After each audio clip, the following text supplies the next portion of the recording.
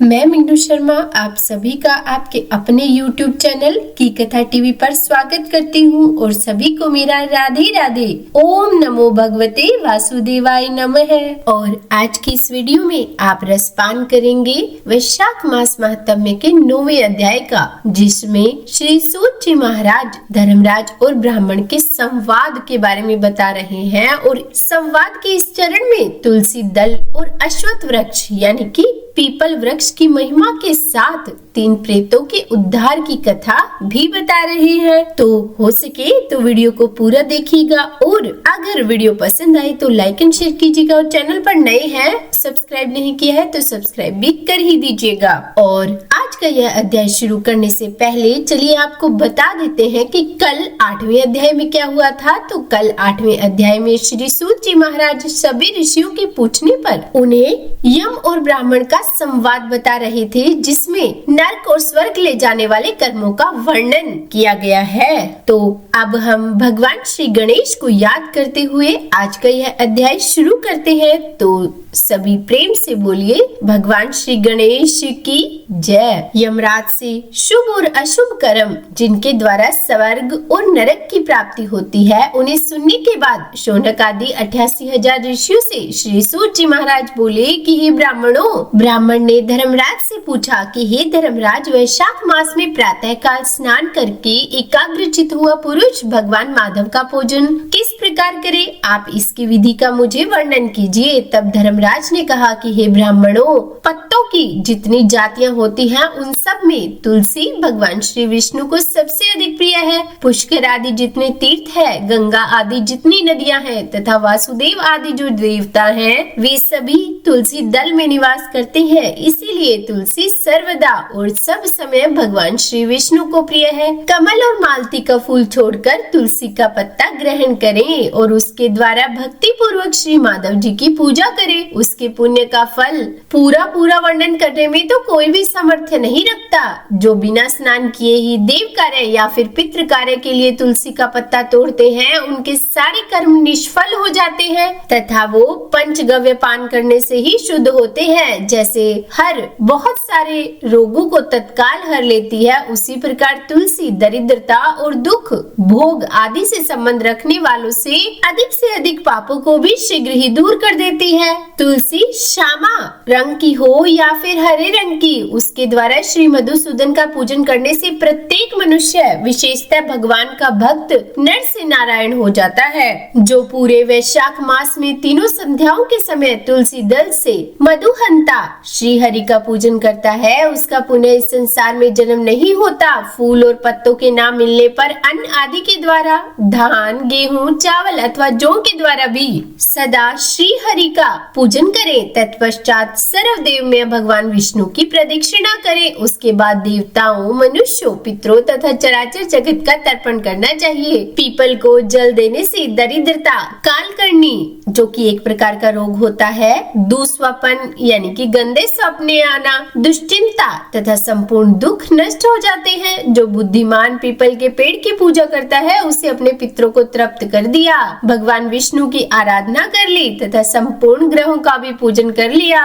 अष्टांग योग का साधन स्नान करके पीपल के वृक्ष का सिंचन तथा श्री गोविंद का पूजन करने से मनुष्य कभी दुर्गति को प्राप्त नहीं होता। जो सब कुछ करने में असमर्थ हो, वो स्त्री या पुरुष यदि पूर्वोक्त नियम से युक्त होकर वैशाख की त्रयोदशी, चतुर्दशी और पूर्णिमा अंतिम 3 दिन भक्ति से विधि पूर्वक प्रातः स्नान करे तो सब पातकों से मुक्त होकर अक्षय स्वर्ग का वासी बनता है। जो वैशाख के इस मास में प्रसन्नता के साथ भक्ति पूर्वक ब्राह्मणों को भोजन कराते हैं तथा 3 रात तक प्रातः काल एक बार भी स्नान करके संयम और शौच का पालन करते हुए श्वेत या काले तिलों को मधु में मिलाकर 12 ब्राह्मणों को दान देते हैं, उन्हीं के द्वारा स्वस्तिक वाचन करवाते हैं तथा मुझ पर धर्मराज प्रसन्न हो, इस उद्देश्य से देवता और पितरों का तर्पण करते हैं, उनके जीवन भर के किए हुए पाप तत्काल नष्ट हो जाते हैं। जो वैशाख की पूर्णिमा को मणिक यानी कि मटका, जल के घड़े, पकवान तथा स्वर्ण में दक्षिणा दान करते हैं, उन्हें अश्वमेध यज्ञ का फल मिलता है। और फिर इतनी कथा कहकर श्री सूत जी कुछ रुके, फिर पुनः बोले कि इसके बाद यमराज जी ने ब्राह्मण को इस विषय में एक प्राचीन इतिहास कहा, जिसमें एक ब्राह्मण का घने वन के भीतर प्रेतों के साथ संवाद हुआ था। मध्य प्रदेश में एक धन शर्मा नामक ब्राह्मण रहता था। उसमें पाप का लेश मात्र भी अंश नहीं था। एक दिन वो कुशा आदि लेने के लिए वन में गया। वहाँ उसने एक अद्भुत बात देखी। उसने 3 महाप्रेत देखे जो बड़े ही दुष्ट और भयंकर थे। ब्राह्मण धन शर्मा उन्हें देखकर डर गया। उन प्रेतों के केश ऊपर को उठे हुए थे, लाल लाल आंखें थी, काले काले दांत और सूखा हुआ उनका पेट था। धन शर्मा ने उनसे पूछा कि तुम लोग कौन हो और तुम्हें ये नरक की सी अवस्था कैसे प्राप्त हुई? मैं भय से आतुर हूँ और दुखी हूँ और दया का पात्र हूँ, मेरी रक्षा करो। मैं भगवान विष्णु का दास हूँ। मेरी रक्षा करने से भगवान तुम लोगों का भी कल्याण करेंगे। भगवान विष्णु ब्राह्मणों के हितैषी है। मुझ पर दया करने से वे तुम्हारे ऊपर संतुष्ट होंगे। श्री विष्णु का अलसी के पुष्प के समान श्याम वर्ण है। वो पीताम्बरधारी है। उनका नाम श्रवण करने मात्र से सब पापों का क्षय हो जाता है। भगवान आदि और अंत से रहित, शंख चक्र और गदा धारण करने वाले, अविनाशी, कमल के समान नेत्रों वाले तथा प्रेतों को मोक्ष प्रदान करने वाले हैं। और फिर इसके बाद यमराज ब्राह्मण से बोले कि हे ब्राह्मण, भगवान विष्णु का नाम सुनने मात्र से ही वो पिशाच संतुष्ट हो गए। उनका भाव पवित्र हो गया और वह दया और उदारता के वशीभूत हो गए। ब्राह्मण के कहे हुए वचनों से उन्हें बहुत प्रसन्नता हुई और ब्राह्मण के उनसे पूछने पर प्रेत इस प्रकार बोले कि हे विप्र, तुम्हारे दर्शन मात्र से तथा भगवान श्री हरि का नाम सुनने से ही हम इस समय दूसरे भाव को प्राप्त हो गए हैं। हमारा भाव बदल गया है। हम दयालु हो गए हैं। वैष्णव पुरुषों का समागम निश्चय ही पापों को दूर भगाता है, कल्याण से सहयोग कराता है तथा शीघ्र ही यश का विस्तार करता है। अब हम लोगों का तुम परिचय सुनो। यह पहला कृतघ्न नाम का प्रेत है और इस दूसरे का नाम विद्वेत है तथा तीसरा मैं हूँ। मेरा नाम अवशाक है और हम तीनों में से अधिक पापी हूँ। इस प्रथम पापी ने स्वतः ही कृतघ्नता की है। अब यहाँ पर कृतघ्नता का मतलब क्या होता है कि अपने कर्मों के लिए किसी को धन्यवाद ना देना, एहसान फरामोश जिसे बोला जाता है। तो इस प्रकार इस प्रेत ने तो कृतघ्नता ही की है। इसके कर्म के अनुसार इसका नाम कृतघ्न पड़ा। और हे ब्राह्मण, पूर्व जन्म में सुदास नामक यह एक द्रोही मनुष्य था, सदा कृतघ्नता किया करता था और उसी पाप से वो प्रेत उस अवस्था को पहुंचा था। अत्यंत पापी, धूर्त तथा गुरु और स्वामी का अहित करने वाले मनुष्य के लिए भी पापों से छूटने का उपाय है, पर कृतघ्न के लिए कोई प्रायश्चित नहीं है। अब इस दूसरे पापी ने देवताओं का पूजन किए बिना ही सदा अन्न भोजन ग्रहण किया। इसने गुरु और ब्राह्मणों को कभी दान नहीं दिया, इसीलिए इसका नाम विद्वेत हुआ। यह पूर्व जन्म में हरिवीर नाम से विख्यात राजा था। 10,000 गांवों पर इसका अधिकार था। यह रोष, अहंकार तथा नास्तिकता के कारण गुरुजनों की आज्ञा का उल्लंघन करने में तत्पर रहता था। प्रतिदिन 5 महायज्ञों का अनुष्ठान किए बिना ही खाता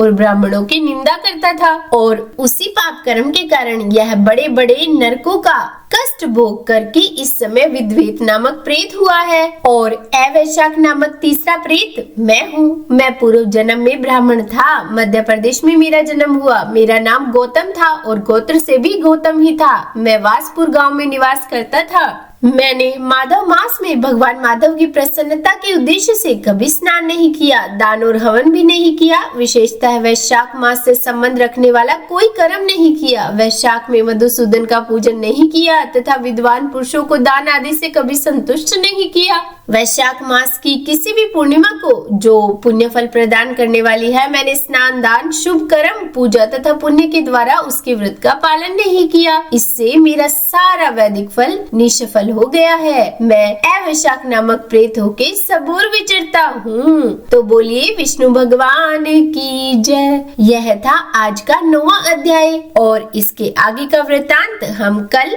इसके 10वें अध्याय में सुनेंगे। तो उम्मीद करती हूँ आज की ये वीडियो आपको पसंद आई होगी। अगर अच्छी लगी हो वीडियो तो लाइक एंड शेयर कीजिएगा। चैनल पर नए हैं, सब्सक्राइब नहीं किया तो सब्सक्राइब भी कर ही दीजिएगा। और हाँ, हर समय हर पल हर सांस के साथ प्रेम मन और भाव से जपते रहिए राधे राधे राधे राधे।